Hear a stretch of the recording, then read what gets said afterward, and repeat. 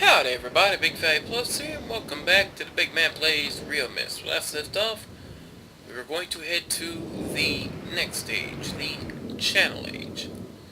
And of course, we'll start with reading a book. Pardon me if I'm a little quiet, it is a little early in the morning for me to record this, but I want to get recorded. Again, timestamp at the bottom, if you want to skip to past the reading. I have called this age Channelwood, and it is a very different world. Though it is exactly how I imagined it, it is still amazing to see it with my own eyes. Water covers this age as far as I can see, except for a small rocky island. Elsewhere there are only trees, which grow directly out of the water. A myriad of thin wooden passageways are built just above the water and disappear into the forest. I assume they were built some time ago, for they appear aged. I'm eager to discover more about this land and its people, but I have arrived here late, and I must rest.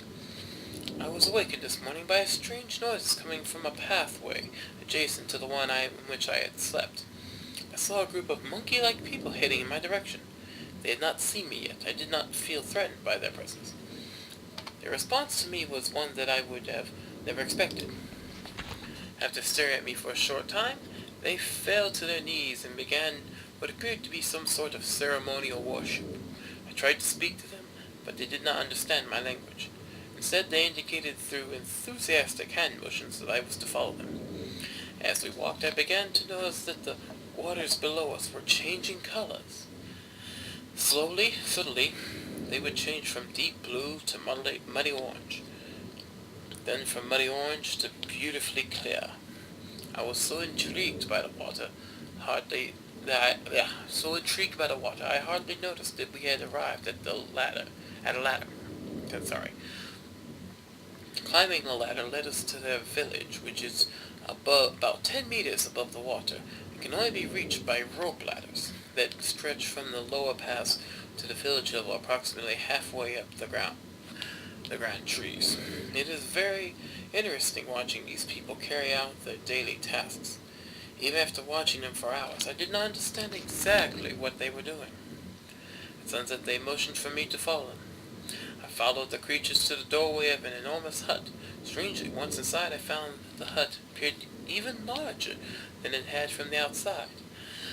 The walls were garnished with bright metals, and in the center of the hut sat the leader of these people. At least he appeared to be their leader, for he sat a meter off the floor in a thick throne. God surrounded the strong creature, who was dressed in many exotic, colorful fabrics. Next to their leader sat a very old human. At least to some extent he appears human. His hair, which was only on his face and head, was completely gray, almost white, and hung very long round his frail body. His thin head hung limply by an almost grotesque neck that could not hold its head up to look at me. But what a surprise, this creature could speak my language. Shortly thereafter I was given a bed with some hand motions that looked to be telling me to go to sleep. I look forward to learning more. As I suspected, the ancient creature is a human, but he is old beyond his reckoning, and seems almost insane. However, the tree dwellers almost revere him as a god. They are treating me now in the same fashion, which makes me feel very uncomfortable. It is almost impossible to understand this old man. His voice is feeble but wild. He has adopted much of the language of the tree dwellers. He himself told me he had not spoken our own tongue in ages. He attempted to explain to me the history of this place. The following is my best translation of what he has told me. Many years ago, the humans and tree dwellers lived together in this place, which was then a vast island. They interacted very little. The humans dwelt on the ground, and the tree dwellers lived high above the humans. Occasionally, the island was disturbed by mysterious rumblings which happened randomly. Some sort of tectonic or volcanic action, I suspect. The sometimes slight, sometimes heavy tremors would only last a short time. Then they would stop, allowing everything to return to normal. One day, things changed. The grumbling began and grew quickly to unprecedented levels. Soon it became apparent that the entire island was sinking slowly into the ocean around them. Many of the humans died that day, but not before sacrificing themselves in order to stop the sinking of the island. The humans who lived through this catastrophe moved into the trees, where they gradually died out, maybe because they were unequipped for such an environment, but I am not sure. This is the story the old man communicated to me, although many details are very unclear in my mind. I'm especially confused as to how the humans saved the island from completely sinking. In fact, I doubt the accuracy of that part of the story. The island must have stopped on its own. Yet the old man believed in the truth of the story as if he had been there. And the tree dwellers worship him, apparently all humans, as if they were heroes or gods. The old man ended our conversation today with an event which I will never forget. He began gripping my hands tightly, remembering something about rest and the sleep.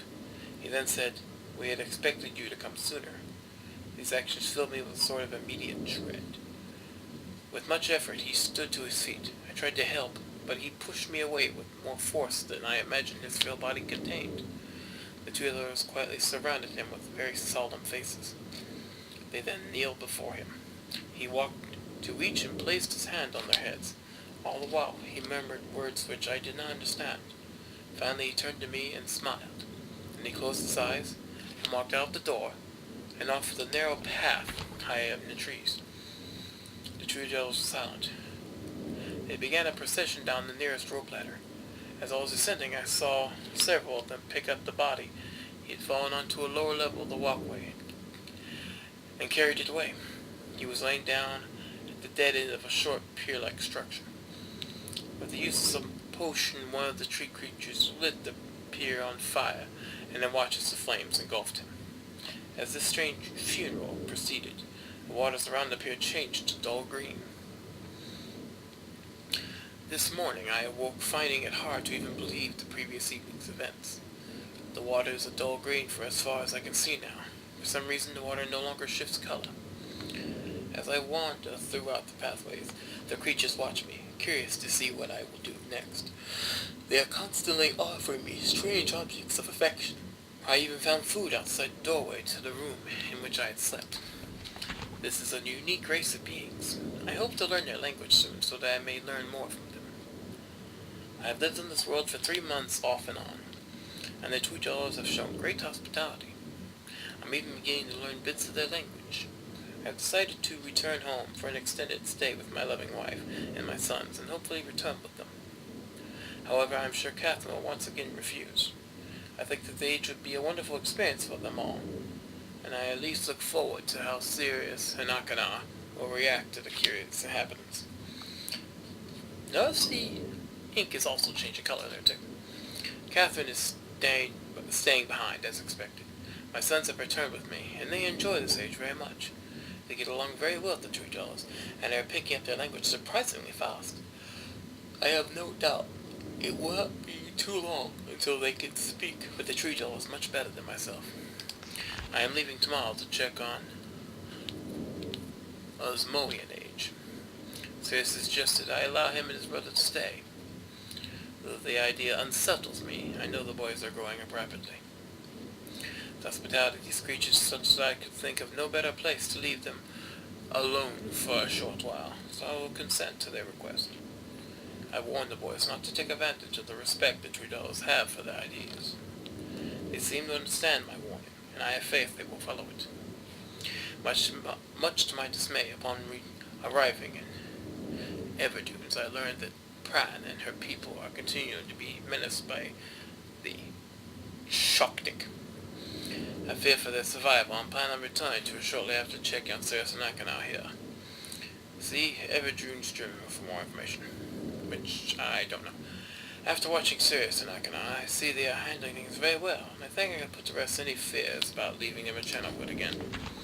For a little while, a little longer time. The color changed again. The tree dwellers seem slightly distressed that I am leaving, but are happy that Sirius and Akana are staying behind again. I have been gone for over 3 days, and have been to many different places. I had to tell Sirius and Akana about Pran's death today, and they were visibly shaken, although they only remembered her from their childhood. Catherine suggested it would be wise for Sirius and Akana to leave Channelwood for a while, and I have to agree. They'll be returning with me when I leave again. I have told my sons that they'll be returning with me in 2 days. They spent the entire night telling me of an adventure they experienced in my absence, and it was rather remarkable. It seems they constructed a boat with the creatures, and traveled some ways out into the surrounding waters. I enjoyed hearing them talk excitedly of their adventures, and remained reminded of my own adventures as a child. I finally understand why the tree dwellers have been giving me their many inks and insisting I write with them. Looking through some of my past... apologize. Looking through some of my past entries, I see now that the inks have changed from the black I thought they were, to various different colors. I have shown some of the creatures my journal, and they laughed and howled. I did not know why. Sorry, I apologize. I sometimes read faster than I can speak. I have shown some of the creatures my journal, and they laughed and howled. I did not know they had such a sense of humor. Even now I could look through this very colorful journal. I cannot help but laugh myself. We'll be returning tomorrow, so my sons are with the creatures for the last night here. They have told me they would like to come to Channelwood again, and also asked if they can visit some other ages alone. So I will have to think over their request. I believe they have proven to me that they are trustworthy and responsible. Catherine will also have to help me decide, whether they are ready for travel alone. For now, I must give my farewells to the creatures, for I do not know how long it will be until I visit this age again. And then we have a sketch of one of the places in Channelwood there. And you're probably wondering, okay, how do we get to Channelwood? And also, it's daytime. Pardon for the speaking, I read faster than I can speak, and that tends to cause issues. I read very fast. But same old routine. Go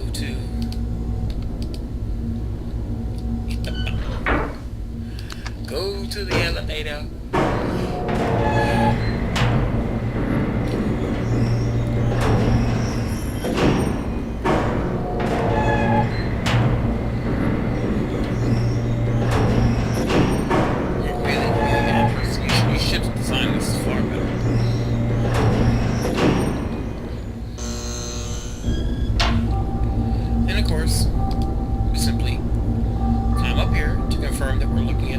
Spot, which is a gigantic tree.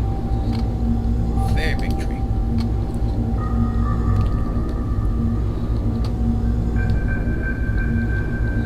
And of course, here's the key, which is 7, 2, and 4, which I'll put on those days.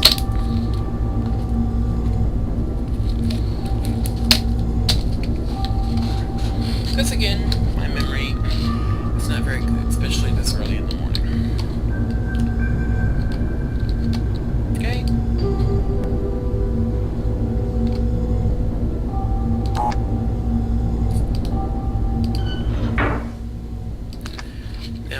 Wait.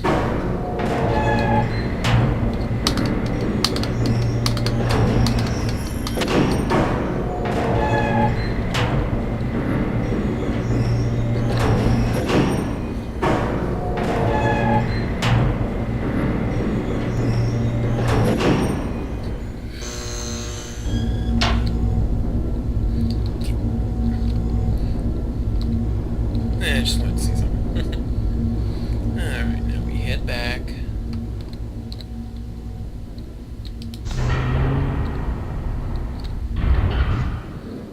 And now we head over to the big tree, which is right the frack over here. We come in here to find a furnace, a thingy, and this. So of course we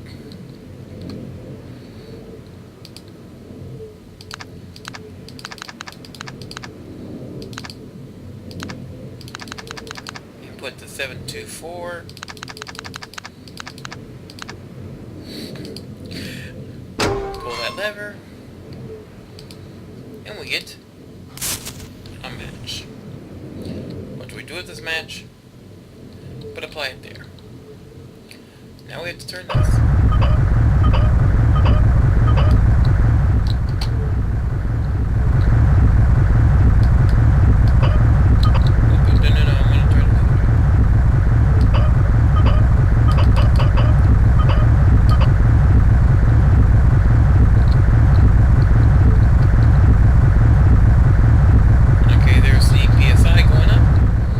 Does that mean?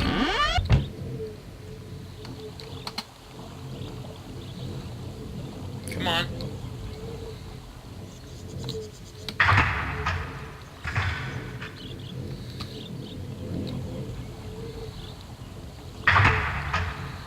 The tree is slowly going up. I better turn that up so it'll go up quicker.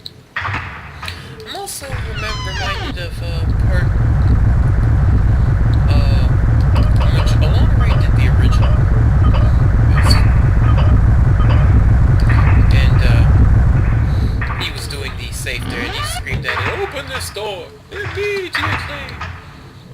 See, now it's going up quick. And you see that door, right? We want to get in that. So, quickly, what we do is we take...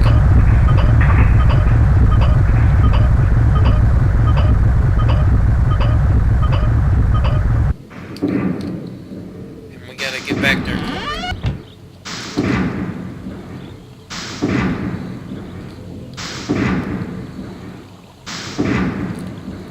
So we wait.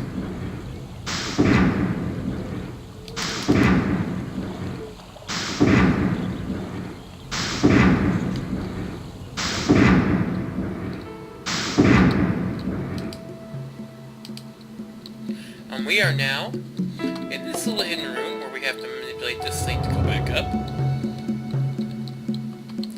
Or just hit the button inside, I think. And now we have the little book that leads us to Channelwood, which I will do next time on the BygMan Plays realMYST. That's Big Fatty Plus. Sayonara. And it looks like I just discovered those unique little pins that were banned in school. You know, the ones with the different color things that we all loved using, but teachers hated because the kid inevitably used a color ink that the teacher used to grade with, and it pissed the teacher off, so they confiscated it and looked at you and said, "You may never use this pen again." And then issues ensued, and then your parents came to school and wanted to hit the teacher.